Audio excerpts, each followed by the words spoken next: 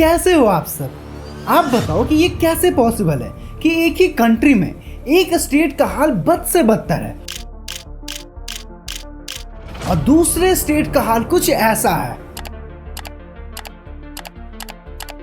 Approx 8.3% ये national GDP में contribute करता है।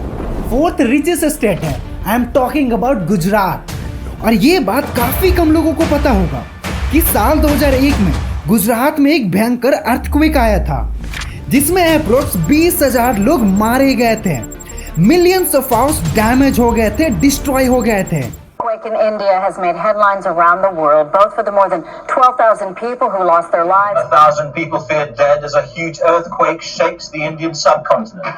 इस बीच मलबे में दबी लाशों के सड़ने से इन इलाकों में महामारी फैलने की आशंका जोर पकड़ने लगी है। School, colleges, hospital, historical buildings, in fact बचाव में 5,000 लोग मारे गए थे। 9,000 के आसपास घर डिस्ट्रॉय हुए थे। और उस समय गुजरात का ग्रोथ रेट सिर्फ 1.1% था और एग्रीकल्चर ग्रोथ भी सिर्फ 1% था। एंड यू नो कि 1/3 of Gujarati face water scarcity. And जानते हो आप कि पिछले 20 सालों में गुजरात ने इनक्रेडिबल काम किए हैं। जीडीपी, ग्रॉस डोमेस्टिक प्रोडक्ट, पिछले 20 सालों में 2469% बढ़ गया है।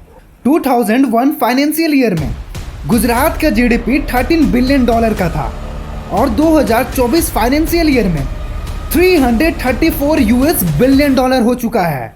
गुजरात के सीएम भूपेंद्र पटेल ने गुजरात को 2026-27 तक $500 अरब की अर्थव्यवस्था बनने का टारगेट रखा है। बट गुजरात ये कैसे कर पा रहा है? मैंने गुजरात के डेवलपमेंट को 4 चैप्टर में बांटा है। तो वीडियो स्टार्ट करने से पहले चैनल को सब्सक्राइब कर लीजिए और वीडियो को लाइक कर दीजिए। Chapter number 1, vibrant Gujarat global summit. हाँ, ये भी G20, G7 या ब्रिक्स समिट जैसा ही है। बस इसमें फर्क इतना है कि इसे सेंट्रल गवर्नमेंट नहीं, इसे गुजरात की गवर्नमेंट ऑर्गेनाइज करती है। इस समिट का मेन फोकस होता है गुजरात को डेवलप करना, गुजरात को business hub banana.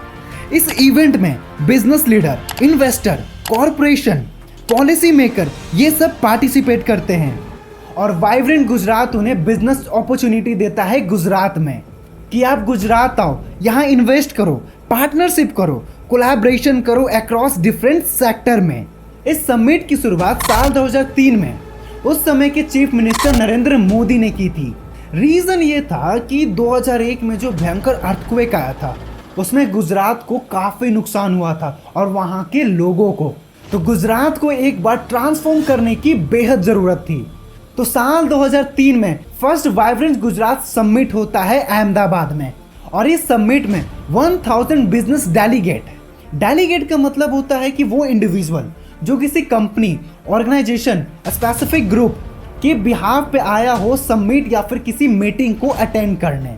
125 foreign delegate, 200 non resident, 45 countries and India के बड़े बड़े corporate leader, multinational companies like Shell, British Gas, General Motor, Niko, इन सब ने इस इवेंट में पार्टिसिपेट किया था।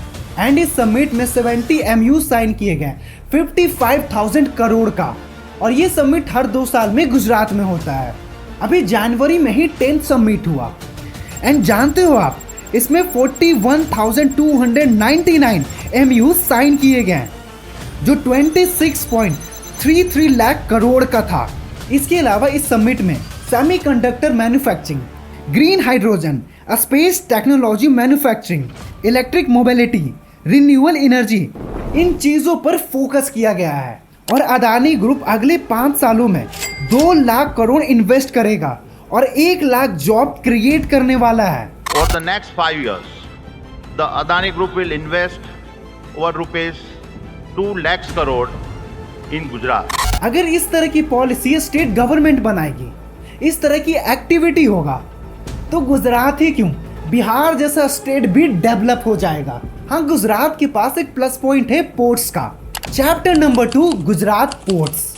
इसके अलावा गुजरात के पास हमेशा से एक प्लस पॉइंट रहा है पोर्ट्स का, जिससे वो इजीली इंपोर्ट एक्सपोर्ट कर सकता है मल्टीनेशनल कंपनी से, क्योंकि गुजरात एक कोस्टल स्टेट है और इसकी कोस्ट लाइन 1600 किलोमीटर लंबी है जो भारत की सबसे लंबी कोस्ट लाइन है।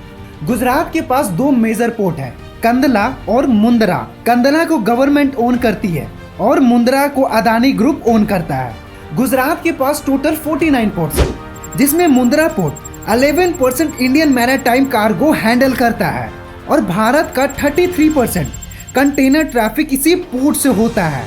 और अब तक मुंद्रा पोर्ट 2.25 लाख करोड़ कंट्रीब्यूट कर चुका है नेशन और स्टेट को।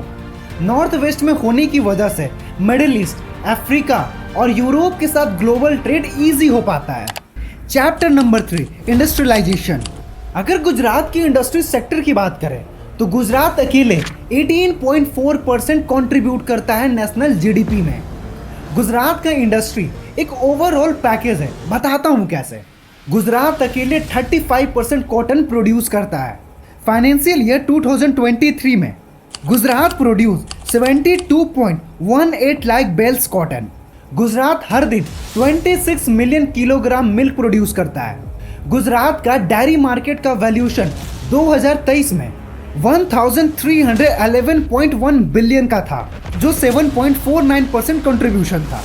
Gujarat 62% petrochemical, 53% chemical and 45% pharmaceutical produce करता है। 80% diamond, 85% silver jewellery, 40% silk produce करता है।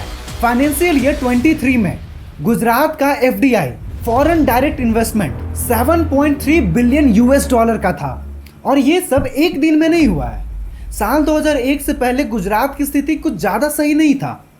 आगे बढ़ते हैं। Chapter number 4, tourism. Gujarat tourism के मामले में भी किसी से पीछे नहीं है। और अगर टूरिज्म की बात हो रही हो तो स्टैच्यू ऑफ यूनिटी का नाम ना आए, ये कैसे पॉसिबल है। गुजरात के टूरिज्म का नाम सुनते ही हमारे माइंड में स्टैच्यू ऑफ यूनिटी ही आता है। 2020 में 12.81 लाख विजिटर आए थे स्टैच्यू ऑफ यूनिटी को देखने के लिए, जो 2023 में 50 लाख विजिटर हो गया। Till now statue of unity 400 crore earn कर चुकी है टिकट से। अनफॉर्चुनेटली स्टैच्यू ऑफ यूनिटी अपना कॉस्ट रिकवर नहीं कर सका है, क्योंकि ये लॉन्ग टर्म प्रोजेक्ट था, तो 3000 करोड़ रिकवर होने में थोड़ा टाइम तो लगेगा। इसके अलावा गुजरात में 12 ज्योतिर्लिंगों में से एक सोमनाथ मंदिर, भगवान श्री कृष्ण का जन्म स्थान द्वारिका, इन सब मंदिरों में लोग दूर दूर से भगवान की दर्शन करने आते हैं, जिससे गुजरात को अच्छी खासी अर्निंग हो जाती है। गुजरात का rich culture, Navratri festival, historical building, wildlife, इन चीज़ों को देखने के लिए विजिटर फॉरेन कंट्री से भी आते हैं। और क्योंकि गुजरात राजस्थान से कनेक्टेड है और राजस्थान भी टूरिज्म के लिए फेमस है, तो जो लोग राजस्थान आएंगे तो ऑब्वियस सी बात है कि वो गुजरात को क्यों ही मिस करेंगे। तो इससे गुजरात का भी टूरिज्म बढ़ जाता है। एंड यू नो कि गुजरात का टूरिज्म 10% कंट्रीब्यूट करता है जीडीपी में। अगर मैं आपको अपना ओपिनियन दूं तो गुजरात के डेवलपमेंट में तो वाइब्रेंट गुजरात समिट एक गेम चेंजर रहा है गुजरात के लिए। एंड आई होप कि आपको वीडियो इन्फॉर्मेटिव लगी हो। तो मिलते हैं अगले वीडियो में एक नए टॉपिक के साथ।